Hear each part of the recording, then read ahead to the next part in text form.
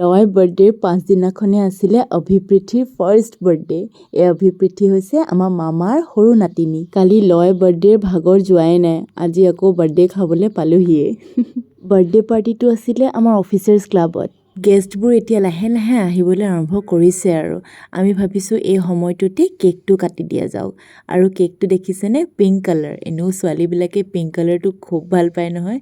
আৰু চাব হা, তাই যে ইমান ধুনীয়াকৈ খাইছে নহয়, চাওকচোন বাৰু। আইঐ দেহি, ইমান মৰম লগা নহয়। আৰু এয়া মামী, আপোনালোকেতো মোৰ ভিডিঅ'ত তেওঁক দেখিয়ে থাকে।